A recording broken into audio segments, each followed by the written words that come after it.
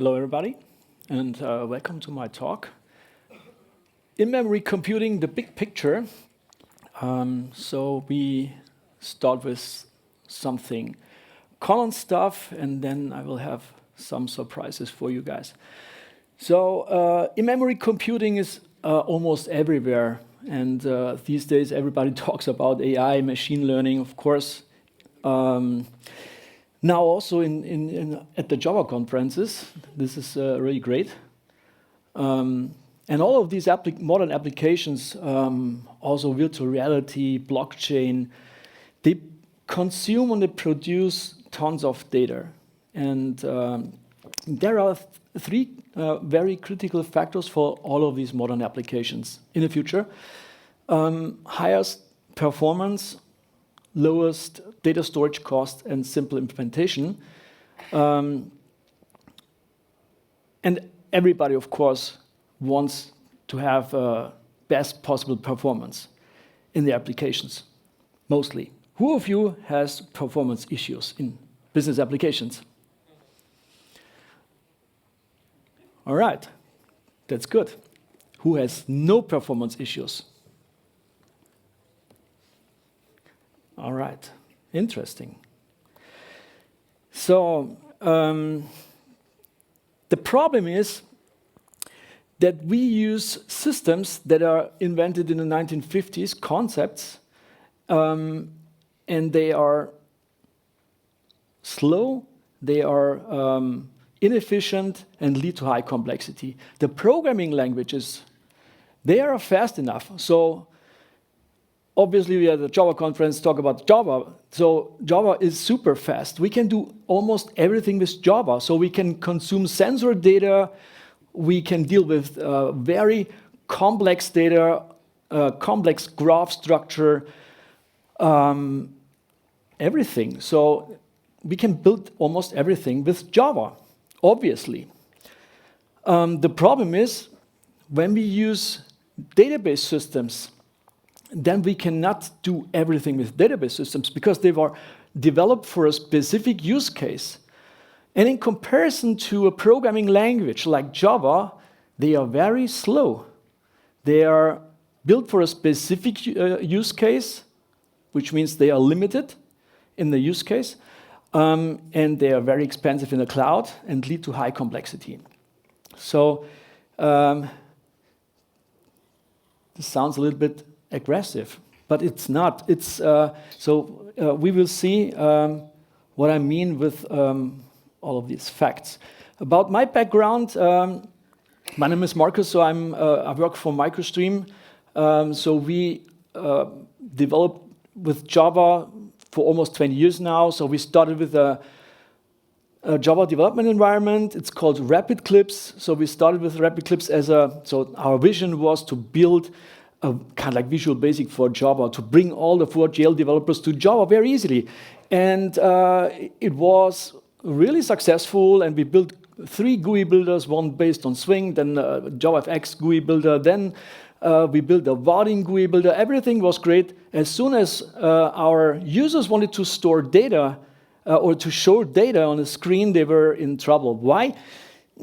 It's because database programming in Java is very complicated. And so this was the reason why we started to improve the JBoss Hibernate tools on Eclipse. We extended the JBoss Hibernate tools. We started with open source libraries like JPA, SQL, and so on. And later on, we started with an Eclipse project called Eclipse Store. So we work with my team on persistence for a long time. And because we improved JBoss Hibernate tools, we worked with databases, and of course, we love database programming. So don't get me wrong. But in-memory computing is used because there might be some latencies. And in-memory computing is almost used everywhere. So devices use in-memory computing, hard disk drives,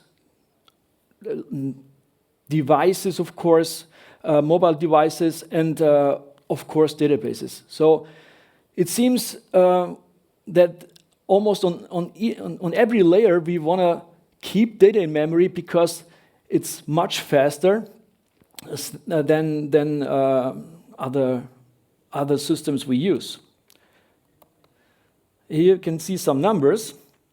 And I started computer programming with assembly. So this was super fast. So all instructions are executed in nanoseconds. And so I know, of course, accessing memory is very fast. We talk about nanoseconds or even microseconds. So everything that's executed in memory is fast. Hitting a database or or reading data from a hard disk drive is in comparison very slow.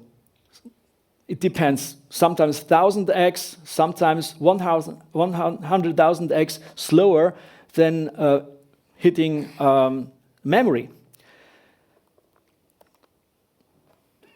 What about in-memory computing with Java? So we know we have a really powerful JIT compiler. There are people out there that say, Java is legacy, is so slow, and yeah, why? So in the beginning, perhaps Java was a little bit slower than C, but with the JIT compiler, we are very fast. Brian Goetz yesterday said we can even outperform C programs because of our great JIT compiler. So we are faster than C program. That's great. So everything should be super fast when we program in Java. So the question is, where are the latencies? So let's have a look inside a database. But because databases or traditional databases are kind of like black box. So we send an SQL query to a database, and then database starts working, and we get a result set. Nobody cares for what happens behind the scenes. So we have, of course, a database management system running in a memory on a database server. Database server is very efficient when a database server has a lot of memory. So it doesn't make sense to use a database server and just run it with 1 GB memory, obviously. So the more memory you have, the better it is. So the database caches all your result sets in memory. And of course, we have storage. In the cloud, you never know where your storage actually is. So sometimes, or probably, there is a wire between of your database server, your database machine, and storage. And of course, there's wire in between of your application server and the database. So here are the latencies. We have wire, which is in comparison to memory, very slow. But this is physics. We cannot avoid this. What about software? We love Java because, why? So when I asked for the very first time Java developers, so it was more than 20 years ago, why do you love Java? So what's the difference between Java and JavaScript? Hey man, you cannot compare this because it's completely different. We are type-safe, we are object-oriented, so this is what we love in Java, of course. But the problem is, as soon as we store data, then we leave this object-oriented way, then we use traditional databases, obviously. What else? The problem is databases, a relational database is completely incompatible with the Java object model. We cannot store Java objects seamlessly in a database. This is not possible. So there are some mismatches here. So because of there are multiple mismatches. The object model can be much more granular than the relational model is. We use completely different types in Java. We have only some primitive types in Java. In a relational database, sometimes we have more than 40 types. So how should we handle these type mismatches? We can browse through an object model very easily because all objects are related. This is not possible in the relational model because, yeah, we have tables and columns, and we have relations between the tables. Subtypes are not possible, and so on. So how to store objects in a relational database? Please forgive me, but I would call it from a technical perspective a dirty hack. So because of we have now to fix this problem and try to store data in any kind, or our objects in any kind, in a relational database. So we can read about this in the internet. So there are great articles about impedance mismatches or object relational mapping. What about NoSQL databases? So the NoSQL databases, they are fundamentally different because they introduce new data structure and formats. Key value document store like JSON, XML, column stores, graph database, great. So we use graphs in Java. So great, now we have graph databases. Object-oriented databases in the 1990s, time series, and now the vector databases are super popular. They are all incompatible with the Java object model. We have the same problem here as well. So the graph databases, they have their own graph model. The object-oriented databases, they had their own object model. They were not compatible with the programming languages. This might be the problem why they didn't work. So, of course, we were able to fix this, obviously. So we need kind of like mapping or data conversion in between of our application logic and the database. In Java, we have the standard JPA, that's great. And the idea of JPA is we want to store objects and we want to hide the database to avoid database programming, the complexity of the incompatible databases, because databases are also incompatible. Even they have the SQL standard, but they are also not really compatible because they have their own specific database features. So to hide the database and just program against the layer where I can store my objects. This was the idea of JPA, and of course Hibernate is leading. Who is using Hibernate? Yeah, right. So when we integrated Hibernate in our development environment, our customers were not satisfied because suddenly the application was super slow and was sometimes not usable anymore. Why? It's because we have this object relational mapping through every single read and write. And this is super expensive. It sometimes doubles or triples your query time. But no problem. Or it's a problem, but this problem is fixed. Because now we use in-memory computing. We just add a cache, a local cache, and now the result sets are stored in the cache, and when we execute a query, then the application can read data directly from the cache. And now it should be super fast, right? Because we talk about microseconds or even nanoseconds. The problem is, in reality, it's not that fast because the objects are serialized into the memory and has to be deserialized when you read data from a cache.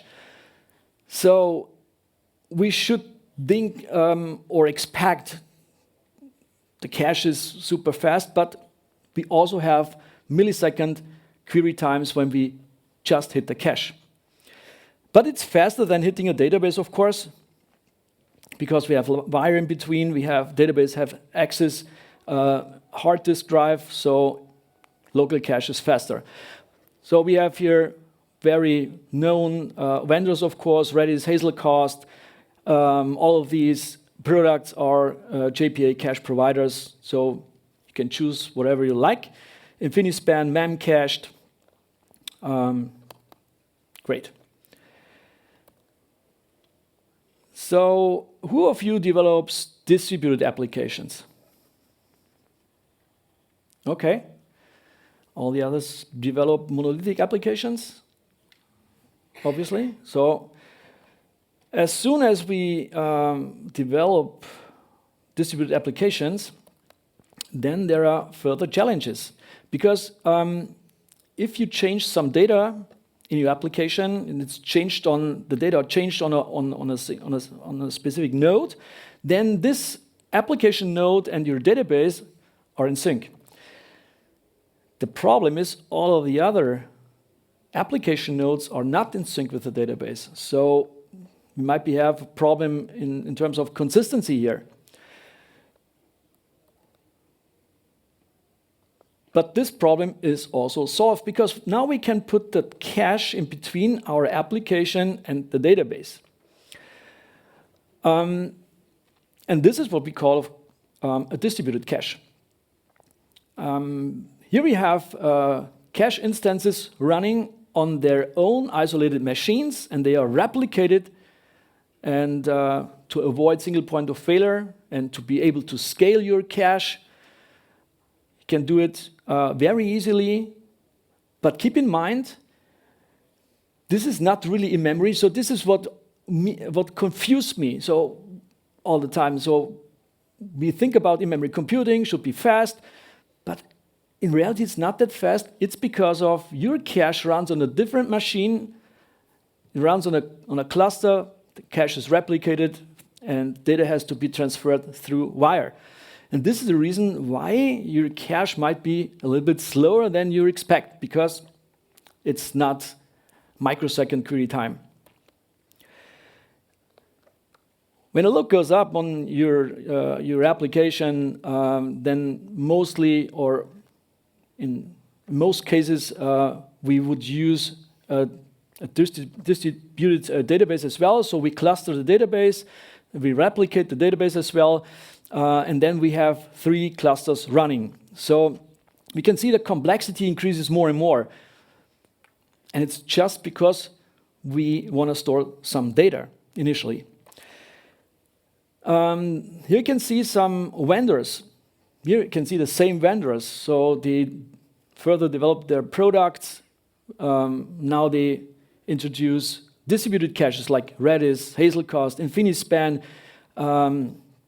You can choose between many different solutions. They all are JPA compatible, and they are very suited to run a distributed cache.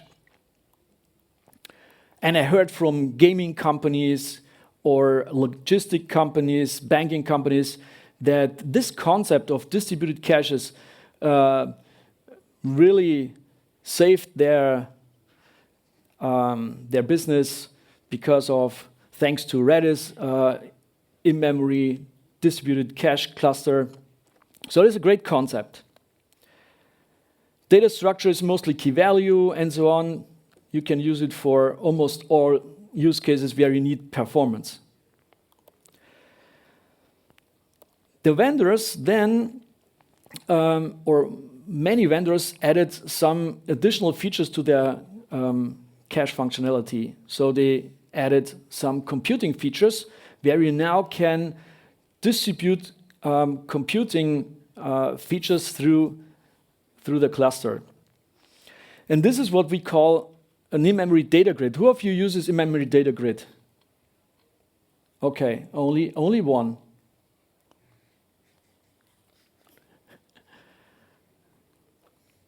Here we have the same vendors suddenly. Yeah, so this is the difference between a distributed cache and an in-memory data grid. So if you need a distributed computing, then you can consider to use an in-memory data grid. Who of you uses in-memory database? Okay. Why should we use an in-memory database, actually? So here we can see our database inside. Now we move the database management system into the memory, into the application node.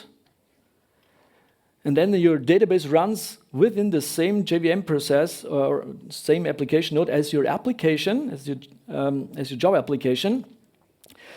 So this is very fast, And the advantage is now you can have access to the memory, and you can access your data with executing SQL. This is not possible with the in-memory data grid, mostly, or with the distributed cache. With the in-memory database, you have your data in memory, you have database management system in memory, and you can query your memory, your data in memory with SQL. So this is a great advantage. Of course, we have also, we use object relational mapping when we use JPA. So the architecture gets more and more complex. And even if you use an in-memory database, you have these latencies because of mapping or data conversion. But in distributed systems, your in-memory database will not run inside the single application node. It also will run in between the application cluster, the application tier, and the database cluster in between. So you run your in-memory database on different machines, and they are also replicated. You have wire in between, and this might be the reason why in-memory databases are not that fast than we would expect, actually, because it's not the same memory, it's not the local memory, it's memory on another machine. You have some vendors, of course. SAP is leading, and together with Oracle, and also Redis calls its system an in-memory database. So pretty much same vendors here as well. The advantage is, of course, you can keep your data structure. You can have full SQL support, but of course they will charge you because now it's another database system in between. So, and it depends on the use case, what you want to build, and it depends on the team and your experience, what you choose. With microservices, there is another complexity. With microservices, we have also some rules. So we split monolithic applications into hundreds or 1,000 isolated services. And there is one rule: each microservice that stores data should have its own database. And sometimes a microservice is responsible for consuming sensor data. Then obviously you would use a time series database. If you have a microservice that deals with really complex data structure, probably a graph database like Neo4j is a good choice.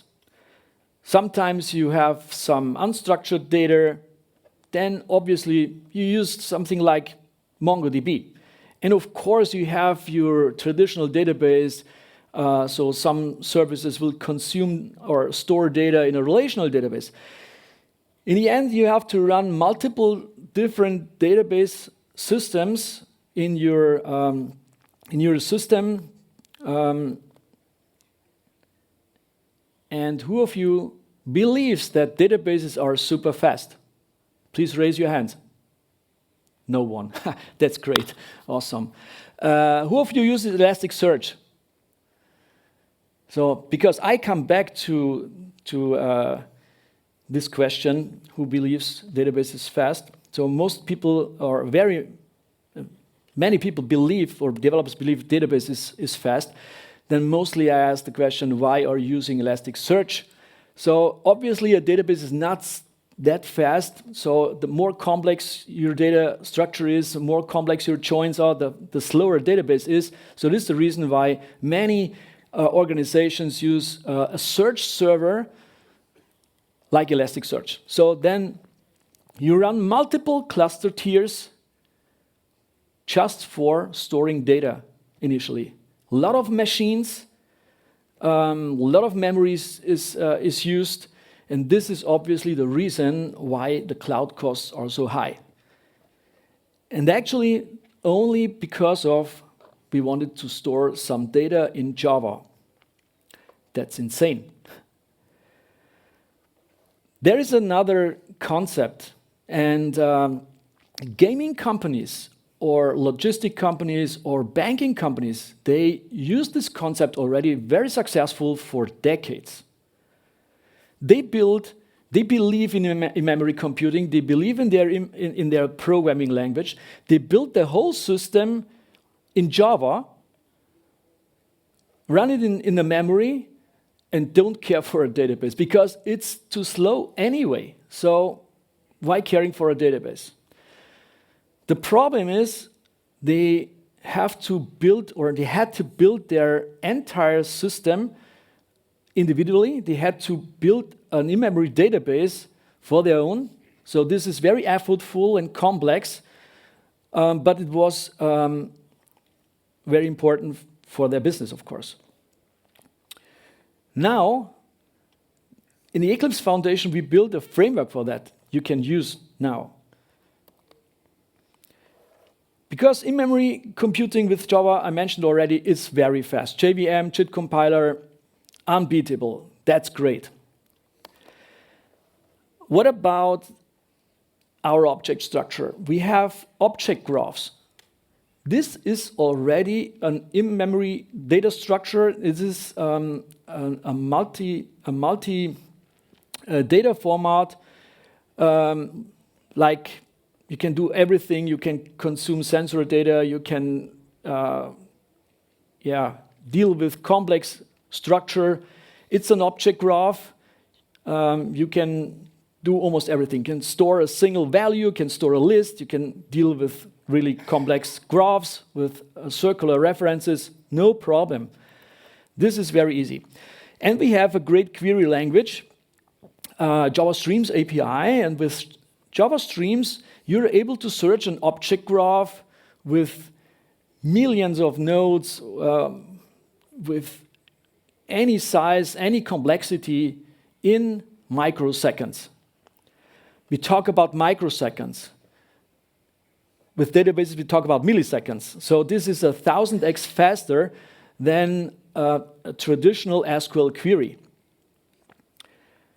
It's type safe. So I mentioned, so we are Java developers, we love object-oriented programming, we love type safety. And when we have a look on JPA codes, very often we can see there are some SQL strings when we query the database because, we want to use the specific features of a database, then we include an SQL string. Well, that's not type safe, but who cares? It's just for querying the database. So with Java Streams, we have great query language. It's object-oriented. It's type-safe. And the functional principle is called system prevalence. So, and it's a very simple concept. Just keep your data in memory and focus on business logic. Do everything in Java and just create a snapshot of your system state to get persistence for your Java objects.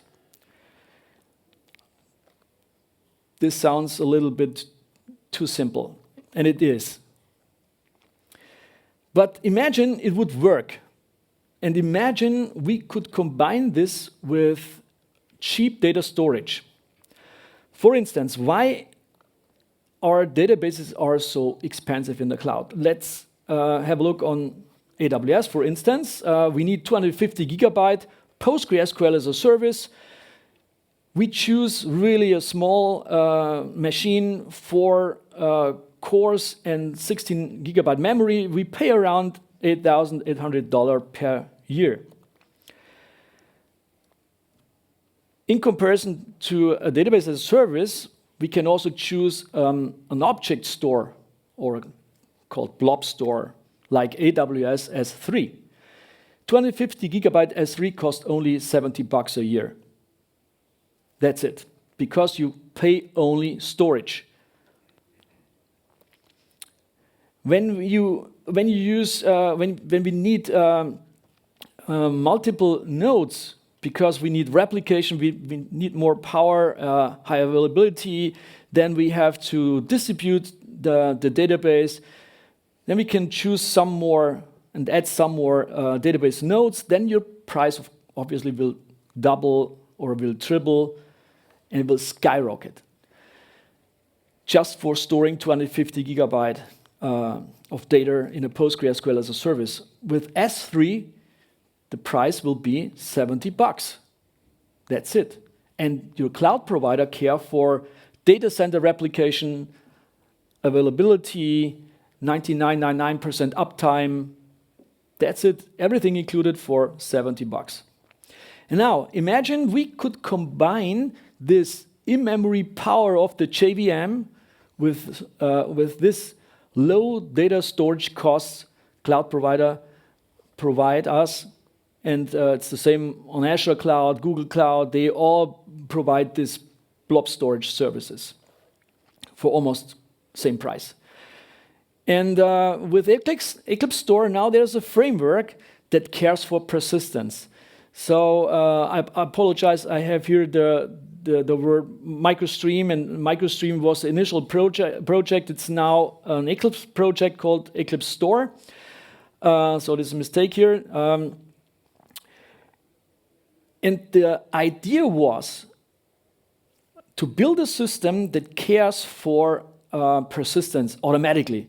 So actually, so the vision was the infrastructure should care for persistence because it's most complicated part. It's linked to high complexity and it's linked to high cost in the cloud. So the infrastructure actually should care for persistence. You can focus on Java, you can focus on business logic, don't care for storing data. Do whatever it's possible with Java, the infrastructure can store it. So this was the vision. Then some years ago, Intel came up with persistent memory. And this was also a great invention in my perspective. So because of now, the hardware would care for persistence. You don't have to care in your software.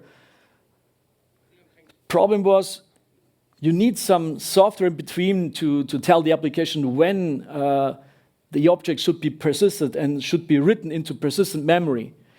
And then Intel sold persistent memory to SK Hynix, and we didn't hear much about persistent memory anymore. Obviously, probably it's too expensive. I don't know. So, who have ever heard about persistent memory? Okay.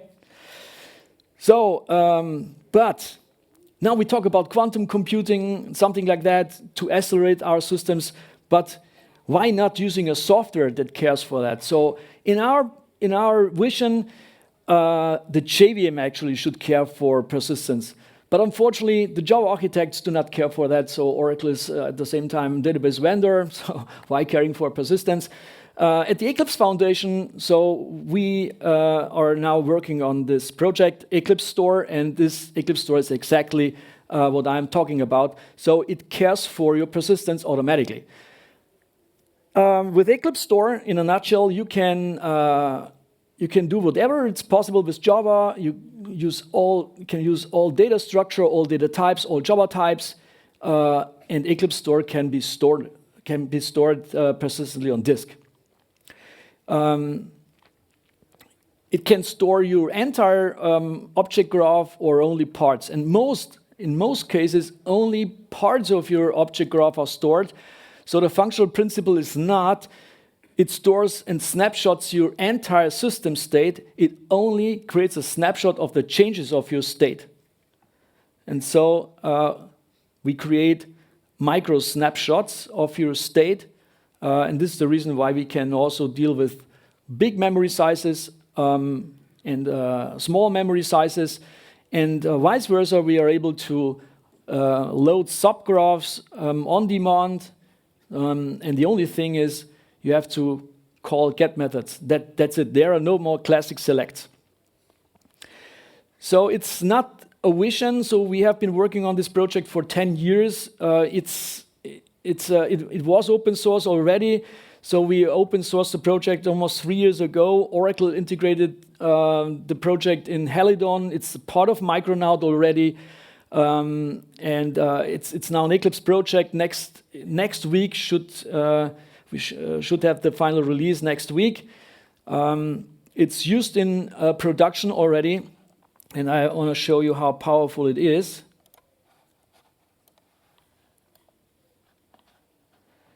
So here we have 2 applications running in parallel. It's a bookstore demo, very simple, 250 gigabyte PostgreSQL database. You can find the code on GitHub.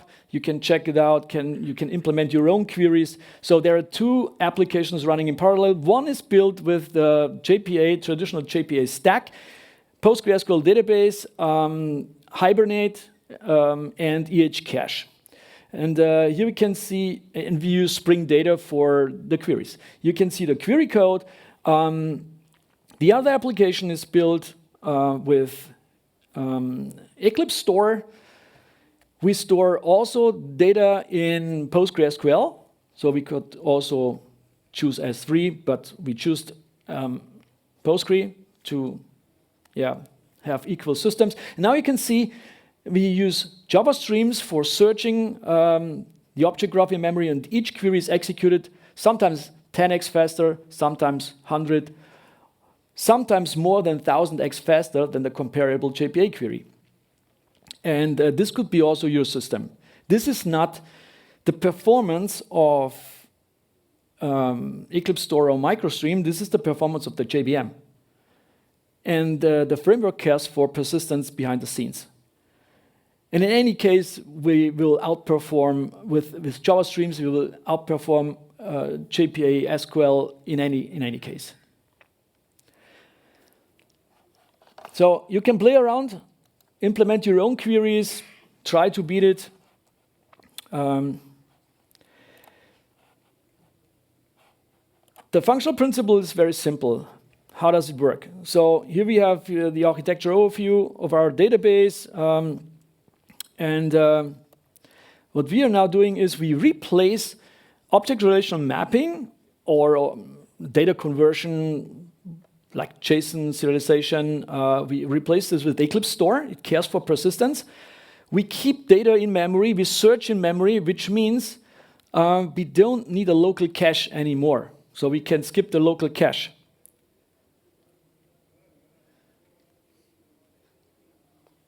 We use the object graph in memory like an in-memory database.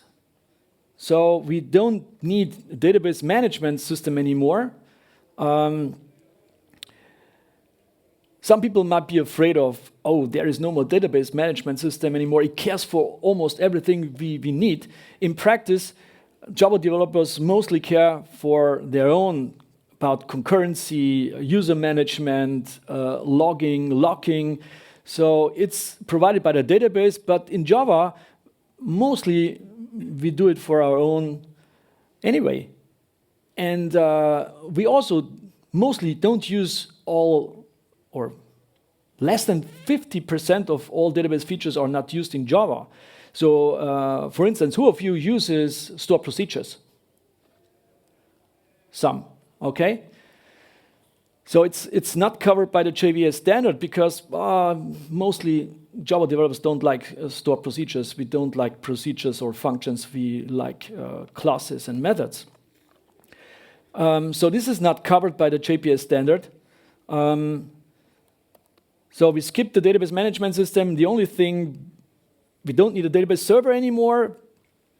We have data in memory, so we don't need a machine. We don't need a remote machine with the remote memory and CPU. The only thing we keep is storage. A very cheap binary storage like S3, or you can also use plain files. That's it. So a binary storage. We need a binary storage. So we have supported storage connectors for almost for all blob stores, cloud blob stores, of course. And the confusing thing is we also have storage connectors traditional databases because they are able to store binaries. And the data are stored, or the objects are serialized and stored as in a binary format. We use the new Eclipse Serializer for that. Because the new Eclipse Serializer can deal with complex data structure. You don't have to implement serializable, and there are no limits in terms of complexity, circular references, and so on. The framework runs wherever Java runs. The only requirement is Java version 8. It also runs in the cloud, in containers. It runs with GraalVM native images, and it even runs on Android. The framework itself runs in a single JVM, and with the Eclipse Store cluster, we are also able to now replicate the system state, your object graph, through 100 or even 1,000 JVMs. And then let's have a look how the architecture looks like with distributed applications. So we replace the application nodes using Hibernate EH-cache. We replace this with Eclipse Store nodes. The Eclipse Store nodes keep data in memory. We replicate the object graph, which means this works like a distributed cache, and we don't need a distributed cache anymore. We use binary data storage like S3, which means we don't need a database cluster anymore, so we can skip it. We can skip the distributed cache cluster. The only thing we need is an application cluster using Eclipse Store and a binary data storage. So a plain architecture, we can eliminate lots of machines, lots of CPU power, and a lot of costs in a cloud. And of course, we can run these Eclipse Store clusters independently, and we can access the Eclipse Store cluster also with other programming languages by using REST, for instance. So you can also use stateless, serverless functions. You can run apps built with other programming languages, and you can access Eclipse Store cluster by REST. So plain architecture, very easy to use, and of course there are also some challenges. It's because of your object graph in memory is now your database, so this is a paradigm shift in database programming. With a database server, your database runs on a remote machine. Now with Eclipse Store, your database runs in the same JVM process as your application logic or microservice, and queries are executed in the same JVM process as your business logic. So this is a big difference, and you have to rethink a little bit. So most people believe, okay, you keep all data in memory. Yeah, super simple, very stupid, because now you need monster machines. Yeah, if you have monster machines, because we saved you a lot of money in the cloud, you can increase your memory. Then this will help, because the more memory you have, the better it is. And by the way, it's not an advantage to run small lambdas and run, on the other hand, a monster database machine with a lot of memory inside. So the more memory you have, the better it is, of course, but you also can run Eclipse Store with low memory machines. So it works even with lambdas, 500 megabyte memory, because we have lazy loading. When the application gets started, then the framework loads all information about the object graph in the memory, but only the object IDs. And you just call get methods, and then you get the object from the JVM. If the object is not in memory, then the framework fetches the object from disk, and you get the object like magic. So it's fully object-oriented. Don't have to care for lazy loading. The only thing is you have to mark your classes as lazy, and then it works like magic. So it runs with big memory sizes. It runs also with small memory sizes because of lazy loading. And we have also pageable collections, so you can browse through really huge collections very easily.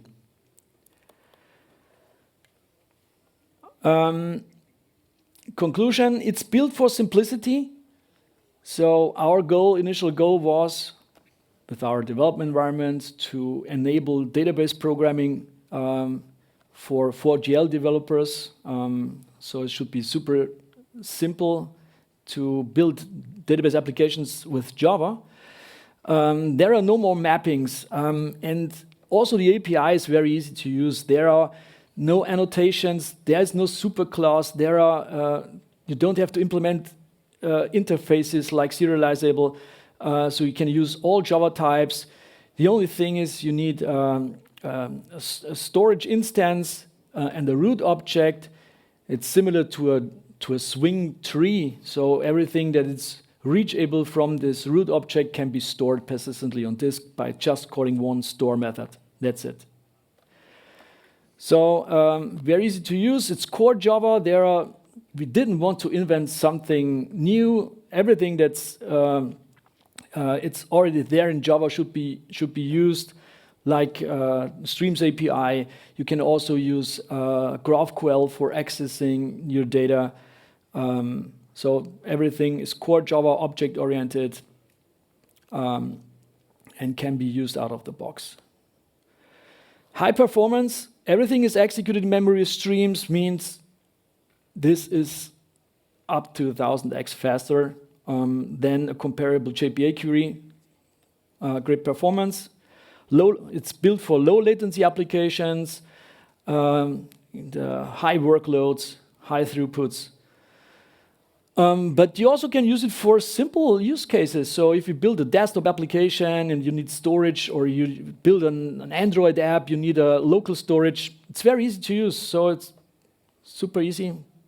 And it saves you more than 90% costs in the cloud because of we are able to store it on plain files directly on disk. Then this is the fastest case. You can use, we recommend to use blob stores because they are fully managed by a cloud provider and save you a lot of money. And also saving cost of development, testing, and maintaining because it's so easy to use. The challenges and the cons of this technology are, it's built in Java. So we didn't care for other programming languages. And it runs, of course, with all JVM languages. Who is Python developer? You're out. Sorry for that. We are working on, so the long-term goal is to port it to other programming languages, so it's possible. It's an open source project, and of course, we plan to port it to other programming languages. So far, it is available for Java only. It's built for Java developers. It's a paradigm shift in database programming. So, and the business logic has to cover the database management system job. So you have to care for concurrency. By the way, that's not a big deal in Java. Validation and so on. It's not a drop-in replacement, so sorry for that. It's not JPA compatible because of, we don't use relational model anymore. So there is a migration path. Migration is, by the way, easy, but so it's an effort. There is no SQL support, of course. So it's crazy. There is really a concept for supporting SQL. So executing SQL on Java collections. From a technical perspective, this makes no sense and sounds really crazy. But there are so many people who are keen on SQL support that we are working on that. There are no DBA tools where you can configure a database, so pure Java classes, and it's not built for DBA, so mostly DBAs don't like it. All right, so conclusion, in-memory computing is really everywhere. We have great solutions. We have distributed caches, in-memory data grids, in-memory databases, and with Eclipse Store, we have a completely new approach for building high-speed applications in Java. I hope I was able to inspire you. Check this out. It depends on your use case, what you're using, the skills of your team. Yeah, in Java we have a lot of possibilities. That's great. So choose your technology, and thank you for joining. Thanks for coming to this talk. Have a great day at DevOps. Thanks. If you have any questions, you can find me, or we can, have some minutes here conversation. Thanks.